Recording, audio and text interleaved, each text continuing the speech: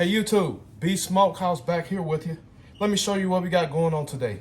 I see a lot of people on YouTube doing what they're calling a Christmas brisket. I'm not doing that. I'm here in my portion of Texas. We're doing a traditional brisket, whatever traditional may be from where you're at. In Texas, you can be in Central Texas. What's traditional in Central Texas is typically salt and pepper. That's debatable by some other people's standards because now we see that other people are using, and some fine establishments are using Lawry seasoned salt. All right, I'm going to try to incorporate all that into my actual brisket. Now, here's what we have. This is a select brisket, right? It was 10 pounds. I'm sure it doesn't weigh 10 pounds now. I've probably got about 1.5 pounds, maybe 2 pounds of trim.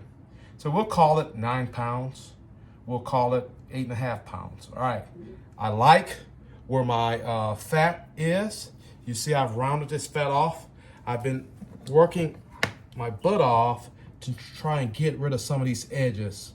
As you guys have heard me say on other videos, especially like when I was doing beef ribs or the other brisket I did, edges or squares don't work well in wood burning smokers.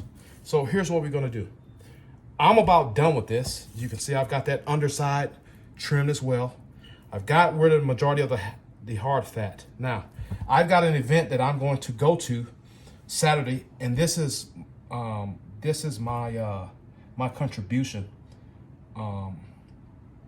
So we've got the point and we've got the flat. Some people take the fat off the entirety of the point. I don't do that, right? This is not prime. I'm going to keep what I have. I'm not perfect. I do have some gouges. So what I do throughout the cook is I will make sure I tip the brisket so we don't have any pooling, no pooling located in these gouges, right? Pooling is when the fat is rendering and melting, and that is liquid here. The mark of an overall great brisket is the bark that's created.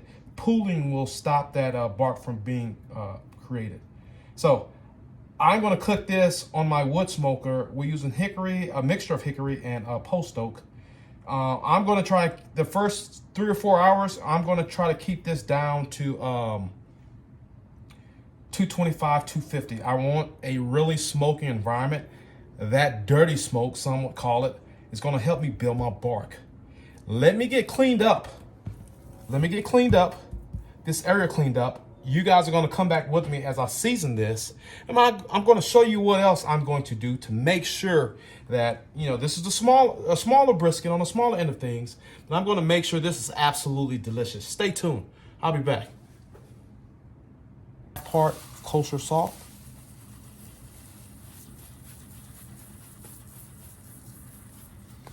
All right.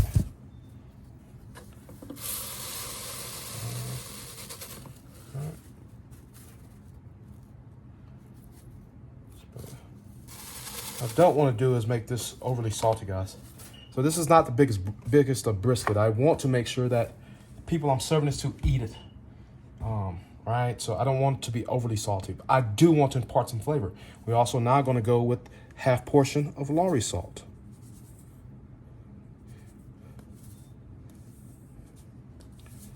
All right. Get that in there. I'm saying half portion is half cup of each, totaling 1 cup of salt, right? Half cup kosher, half cup of Lawry's seasoned. It smells good already. All right, so now we're gonna go with a whole cup of black pepper.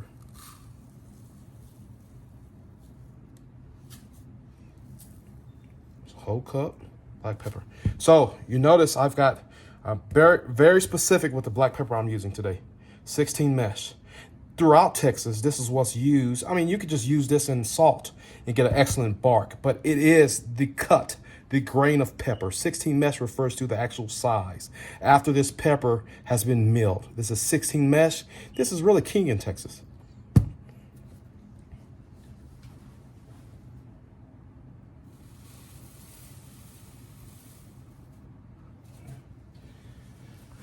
That's in there. It's in there, right? I'm making more than I really need, but I'll just save it for the next time I do something. All right, so then we're gonna go with a half part, and that's gonna be pretty much half part of celery seed. Right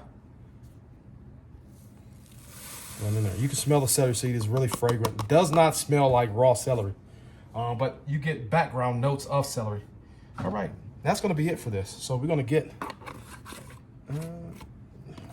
the top back on. All right, so that's it. Get all this other stuff here. I'm out of gloves. I know sometimes we have the cleanliness police. I am washing my hands as we go.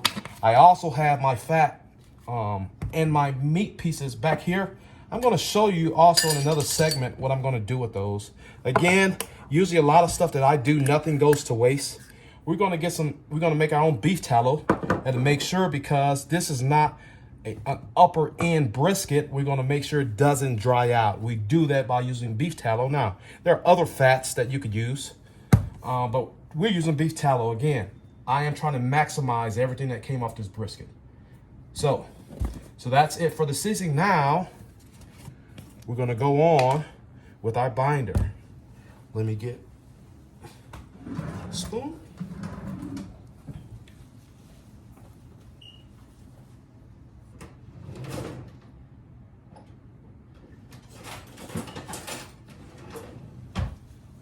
We're gonna go on with our binder. I'm really not one to just sit here and overdo it with the binder. I want to get it on there. I want to make sure that that's about enough for now. All right, so now we're gonna rub that in. We're gonna rub it in, and this should be enough for the sides. We're gonna rub that in, guys. Rub it in. Looks a bit weird, however, I've seen some excellent products. People are using mayonnaise as a binder. Hell, you can use mustard. Why not mayonnaise? But I've actually used mayonnaise a few times with excellent results as well. Get that rubbed in, and then so you see this divot. So this is gonna be on the bottom. I'm gonna cook this fat side up. Usually in my smoker, I don't do fat side down. Usually the fat tends to stick to the grates because that is the hotter portion. I'm gonna cook this tomorrow night, but it'll be in the coolest portion of my smoker. It's gonna go, if you're thinking an hour per pound, so at least 9 hours, 10 hours, maybe a little bit longer because of the fluctuations, the temperatures of wood. So now we're gonna flip it over, and we're gonna get some more on this side. Get some more on this side. Let's see what we got.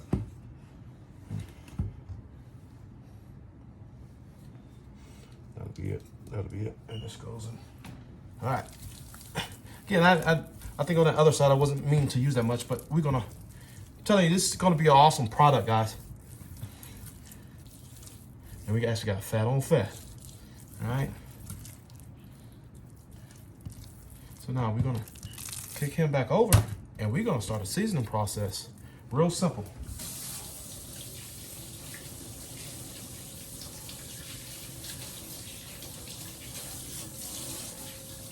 Real simple like.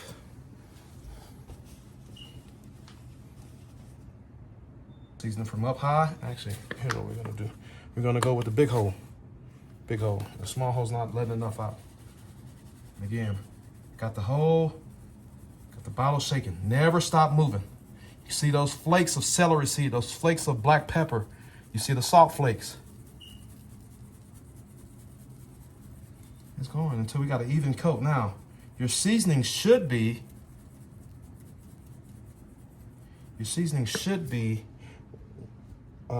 once you've seasoned a brisket, should be pretty much opaque, right? I should still see my meat. That's one reason I like using mustard as a binder. That mustard is yellow, so it allows me to still see my meat. It allows me also to see where I may have missed seasoning. If you want an even bark, you need to get some even seasoning on there. This is pretty good for this side. Again, we always season the presentation side last. That's the side we want most beautiful, right? It's also the side, especially for camera work, that most people are going to be interested. That's the side you're going to see first. So, all right, now we're going to get these edges. Nothing too hard, guys. These edges. Keep it moving, keep it moving, keep it moving, keep it moving. Keep it moving. You might say that's a lot of season. This is still a big piece of meat, guys. Worst thing you could do is under-season a brisket. You can also over-season it. So, I hear some people on YouTube saying that it's really hard to over-season. I've had a brisket that was too salty. Some of the good sayings about making brisket is, hey, to make a good brisket, you're first more than likely going to start off making bad briskets. All right. I like that for this. We still got to get the rest of these sides. Now the intent is to not dump all of this rub on this brisket. It is a bit on the smaller side. Therefore, I know I could overdo it with the seasoning, especially the salt. The other stuff I'm not too much worried about. So we're gonna get this flipped around so I can get these other edges. Yeah, we get the edges. You never forget the edges, guys. My favorite portions of this is that fattiness.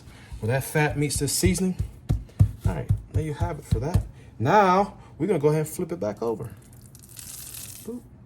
Too easy. I don't think anything I've done so far has been really hard. Now we're gonna get a good, even coating on this side. And we're gonna call it a night for this because I seasoned the night before. And then this will be put in my refrigerator overnight. I'll go to work tomorrow as soon as I get off. Come home, start me a fire, and we're gonna be cooking a brisket, guys. I'm gonna bring you guys along. Stay tuned. The whole point of this is to demystify this process. Cooking a brisket is not as hard as some people make it.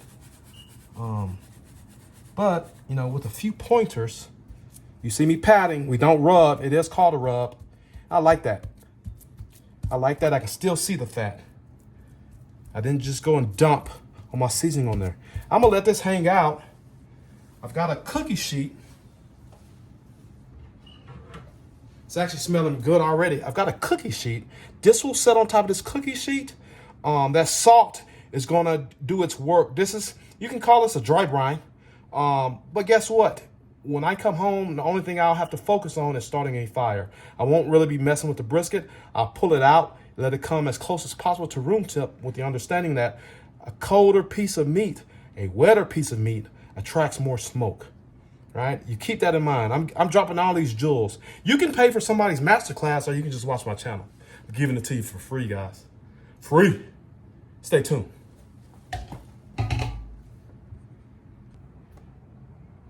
All right, I'm back. Let me show you guys, I just got off of work. I'm getting ready to get this fire started so I can get this brisket on. Let me show you how I start my fires. I don't tend to use chemicals. This is oil. You can use oil of your choice. You can use olive oil. You can use canola oil. I've got grapeseed oil. That's just what I have. It's a bit healthier oil, but that's what we're using today. Let me show you what we're doing. Nothing too hard. I don't like using a fire starter or any of that stuff. It can leave a unfavorable flavor on what you're cooking. That's why I don't use that. Now, there is a proper way to use it, but I still find that I get a better flavor when I don't use any chemicals. So then we're gonna take grapeseed oil and we're gonna get it, we're just not gonna douse it in one area. We're gonna get it everywhere.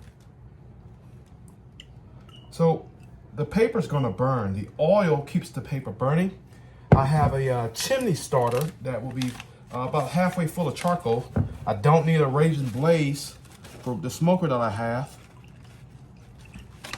Here, then we go under the layers. So as the fire starts touching the oil, it's on the different layers, it sustains itself and it'll get my charcoal caught. Nothing too hard. All right, that's what we're gonna do. That's it. I'll be back once we're gonna go ahead and light the pit. All right, let me show you what we have. I have my paper that's been saturated in oil. Again, this is the way I start my fires. There are many ways to start a fire.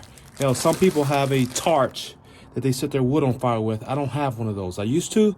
It got rusted. I threw it away. So this is how I start my fires. It's pretty efficient and quick. I take this. I've got about a chimney, about a third of a chimney's worth of coals. Paper goes under.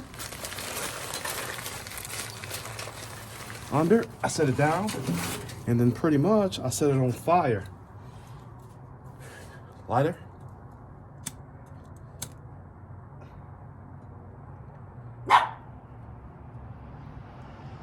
Guess you guys can hear my dogs.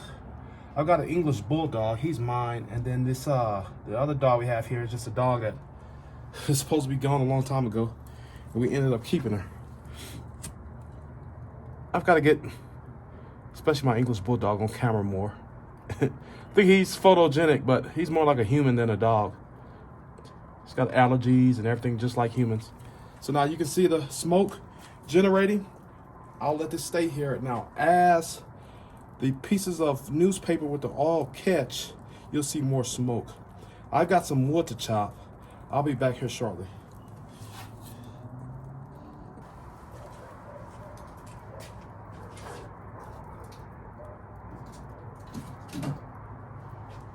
So what we're gonna do first, I got a split of hickory about that size. We're gonna lay it straight on a coal bed.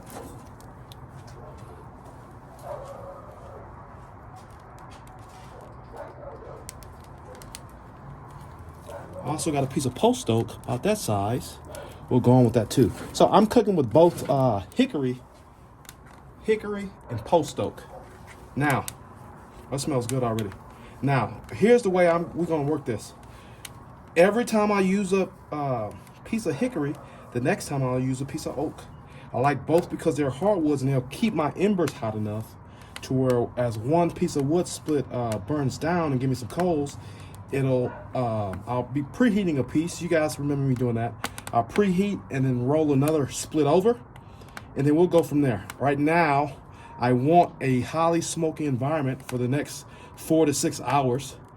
And then here shortly, I'm gonna put the brisket on, all right? I've done nothing else to the brisket besides what you guys have seen earlier. Right now, I've got to sit now, take the chill off of it, realizing that it's still gonna be cold when I put it on the smoker. I'll be back. Let me show you what we're looking like. I've got my small fire established, pumping out loads of smoke. You know, it's a bit of dirty smoke. I'm not really worried about that. We're gonna run these first 4 to 6 hours up front. I want a highly smoked environment. Let me show you what my brisket looks like. That's what we have. You can see that smoke pulling around. That's what we want now. The flat always cooks slower than the point. At the beginning, we'll start off with the point facing the fire. This has more fatty content. This will be done before the flat.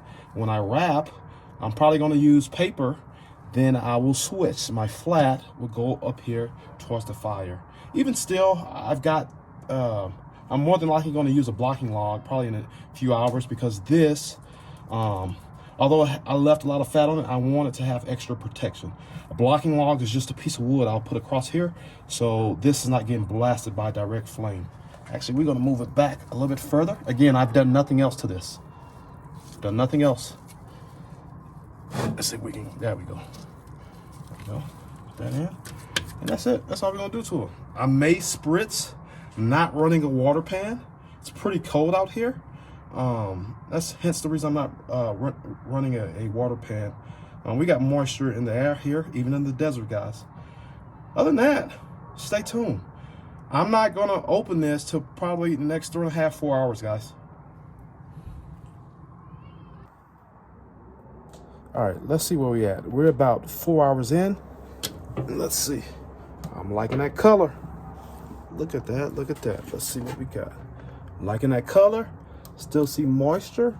I'm not gonna spritz.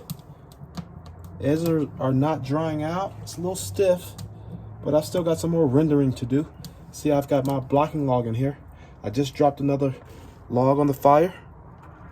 We're gonna let it roll. I'll probably let this go for another hour, 2 hours before I check again. I need this color to be a bit darker. All right, we'll be back. Rick. Tire fell We'll cut it in half. It's definitely tender. It's way tender. Yeah. Definitely tender. Smells good. Good smell. This is the flat. But I like this flat because it's still got a piece of that point on top, which kept everything moist. And then, yeah. So, let's see how I want to do this. We can go here.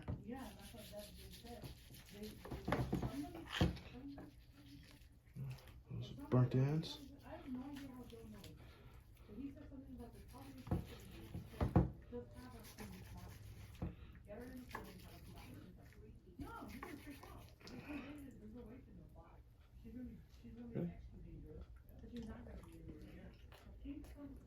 Definitely tender. Pretty good. Maybe a bit overdone on my edges, but I'm with it. I like it. I love it. You can see the fat that's on the board. All the fat is really rendered. You see how my finger goes through the fat? That's kind of what you want. Other than that, this video has already been too long. This is going to be the end of it. Thank you guys for sticking with me. If you haven't already done so, share, like, comment, and subscribe. Until next time, thank you.